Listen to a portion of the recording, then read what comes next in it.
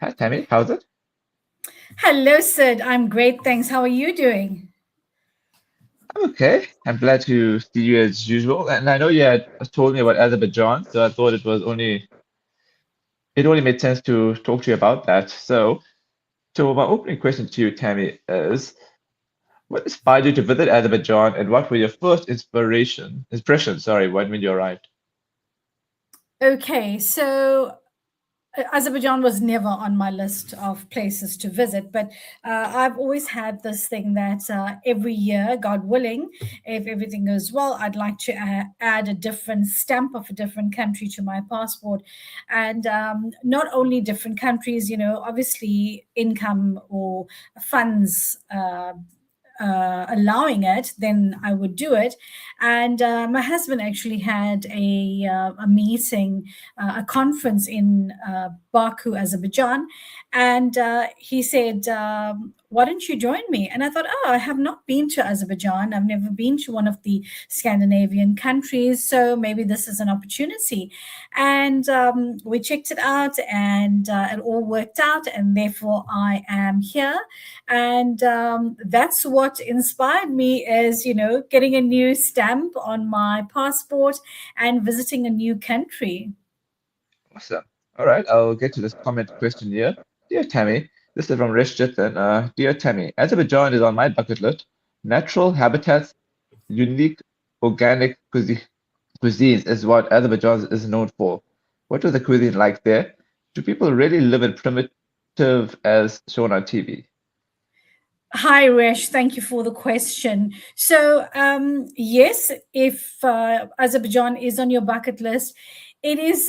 I've visited the town. I've been. There's a place called Old Town or Old City, and it's quite of like the medieval kind of atmosphere with the castle-like buildings, the stone cladding walls, the cobble paving. It's really, really beautiful. If you want for architecture, for outdoors, what I love about the place is every street we in the city, in the heart of the city, every street, even if you're traveling out, has got these beautiful parks in between the streets. So there's park benches, there's lovely greenery, the trees are absolutely beautiful. This is something that I really truly miss in Dubai, having the canopy of trees as you're driving. Like, if you know Pretoria, the streets of Pretoria in South Africa, they have the jacaranda laden trees, and or the roads with jacaranda trees, and they form this beautiful canopy. It made me think about that. It actually took me back home to that. And in terms of the cuisine, I would say it's quite a mixed culture, although the language is Azeri, which is on its own. It's the cuisine is very mixed. It's a little bit of Indian, it's a little bit of a lot of Turkish, I would say, Lebanese, Egyptian, the Arabs. It's all sort of combined together. The cuisine, everything I've eaten so far has been really, really delectable. We even went to a home and we had a meal with the couple, a very nice couple, and she's Azeri, and she prepared us an Azeri meal and told us about the things that they would have generally on a dinner table. One thing they would do is, like back in South Africa, salad always complements a meal. So here, what they do is they have a plate of green herbs, and she had basil, she had sweet basil, she had red basil. It was the what do you call it? Shallots, the spring onions. She had tarragon, and there was quite an array of, and also parsley, the Italian parsley, the curly leaf, as well as the flat leaf parsley, the arugula, and lots of greenery. And coupled with that, it was feta cheese with cherry tomatoes. So they have a very nice array of mixed cuisines that you can enjoy. There isn't something that I've come across that is traditionally. Azeri. They have something called plov, PLOV, which is like our local palau that we have in the Indian community. And but the food thus far has been very, very tasty. The people are very welcoming. So yes, Resh, if Azerbaijan Baku is on your list, please make it a must. Awesome. Azerbaijan is known as the land of fire. Which places, traditions, or experiences left the biggest impression on you and why? As I said, it's the streets. Every street in the hustle and bustle of the city, there's parks in between, and you'd find during the lunch break, you'd find people with their packed sandwiches coming and sitting on the park bench and enjoying the shade and enjoying just the beauty of the greenery around.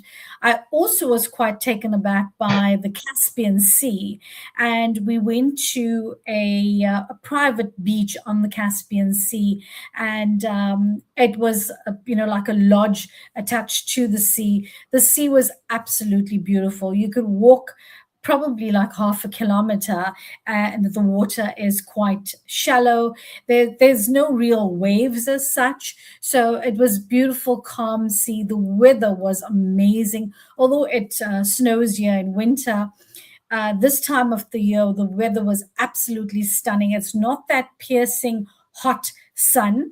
And you say it's known as the land of flames or the land of fire. Fire. So there's, Yeah. yeah, there's three buildings in the city center, which is the flame towers. So it's three, and it forms like flames, and it's really, really beautiful. There's what I loved about the place is the cleanliness and the neatness of the place. The couple that actually took us to the beach lodge as well, every so often, if she found a little piece of glass on the beach, she would pick it up, and she would hold it until she got to a trash can. And it's so lovely to see how the people care for their city and how they protect the natural environment. And it's so nice to see the birds are so free. There's lots of pigeons here, and it's just such a beautiful, beautiful place. Lovely. How would you describe the people, culture, and hospitality in Azerbaijan compared to your experience in South Africa and Dubai? So in Azerbaijan, very warm people, very welcoming. Oh, everybody's greeting you. The traditional greeting here, they either have Russian, which is privyet, or they have salam. And everybody's greeting you. The hotel staff where we're living is just so amazing. They want to please you all the time. They come to you. They find out if everything's okay. How can they improve their services? What can they improve? Although English is very minimal in certain lots of places, actually, they try their best. They try even with actions. I've met a few older people, and the one day I was taking a walk and I was in the wrong direction. And the guy in sign language was an old guy sitting on a chair under the shade of the tree. And he was telling me that I was going in the wrong direction. But just with his sign language, I understood what he was saying. So it was so amazing. The people, the culture, there's such a warm, warm, warm culture here, and everybody is just so friendly, and I loved every bit of it. Beautiful. Were there any unexpected challenges or cultural differences during your visit? And what did they teach you?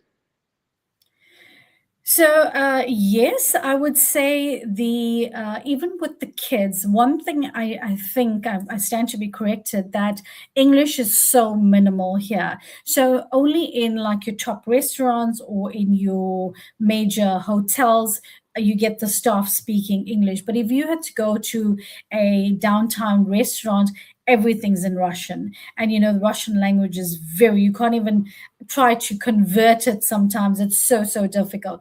So that is the challenge that I did face. The couple, as I mentioned, it's friends of my hubby's, so became my friends as well. It was so nice having them around because reading the menu was quite challenging in one of the places, and the seva my friend, she knows Russian, and she could translate. Even when it came to ordering the food, there was a little bit of a challenge where some of the food you've got to order the sides separately, which the picture looks different to what you're ordering. So that was a little bit challenging for me. And had it not been for her, I don't think I would have ordered the correct thing, because even the waiters found it very difficult to translate what we were saying, and that made it quite difficult. The other thing that also I found challenging is I went into a supermarket, and it was very difficult. Everything is in Russian. There's no English alternative on certain things, so that made things very difficult for me to understand. And if you're looking at cheese, there's such an array of cheese on the shelf, but in the Russian language, and even on my translate, it doesn't always translate the proper thing. If you're wanting to have snacks, maybe a chocolate, maybe a packet of chips, it is so different. What you would see, I had to look at the pictures. Basically, it had a block of cheese, or it had knowing that it's a cheese flavor, or if it had a bottle of ketchup on it, then it was a ketchup flavor, that kind of thing. That's how I had to get away with it. But in terms of labeling, in terms of the names, the menus, that has been very challenging thus far.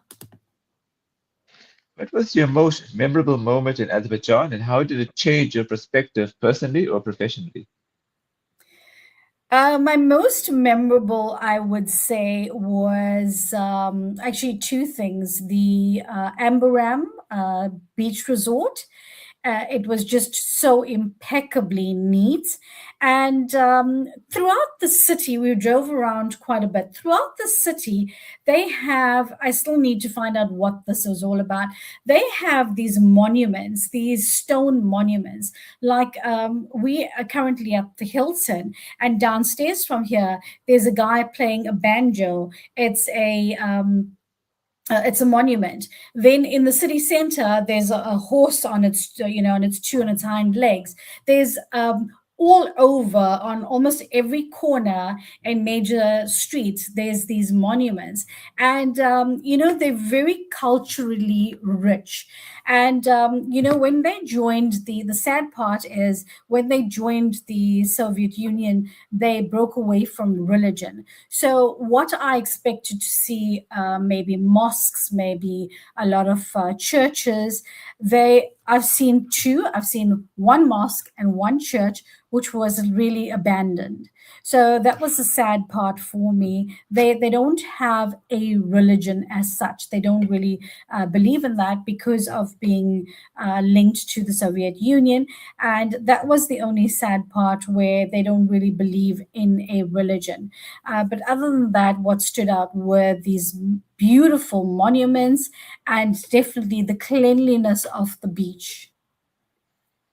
Lastly, for someone planning to visit Azerbaijan for the first time, what are your top recommendations, and what should they definitely not miss? I would say there's something called the big city tours. If you wanting to do that, definitely hop onto one of those big city tours, and they take you to the strategic places.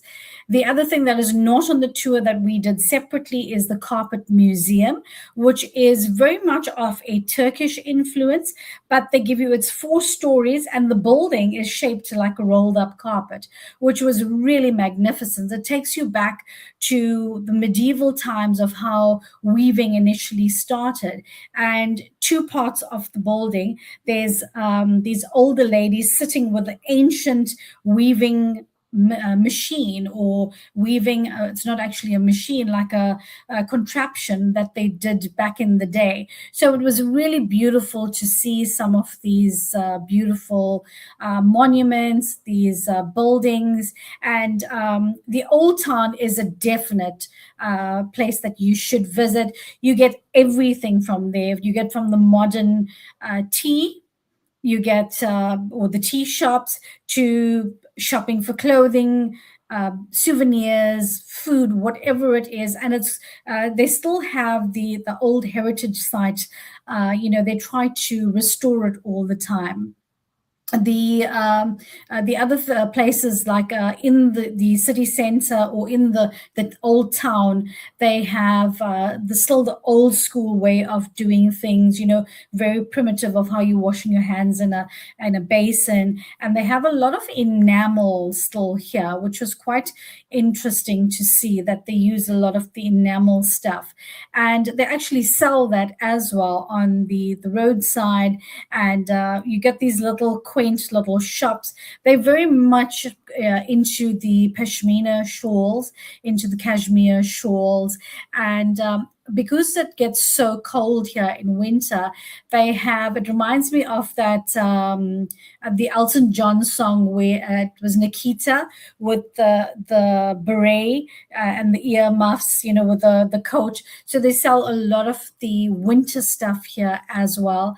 And yes, if you planning to come here, wear comfortable shoes because you do a lot of walking, especially in the old town, the town square, and wherever you're staying, there's lots of hospitality around with the major hotel groups, but walk around and just enjoy the greenery, enjoy the sceneries of everything. They're very much into their patisseries and their cakes as well. So they make some very nice cakes and tarts, and they're very, very big on tea. So if you want any type of tea from black cohosh to dandelion to hibiscus, you name it, they have every type of tea that you can possibly think of. So if you want to indulge in your tea, this is the place to be at.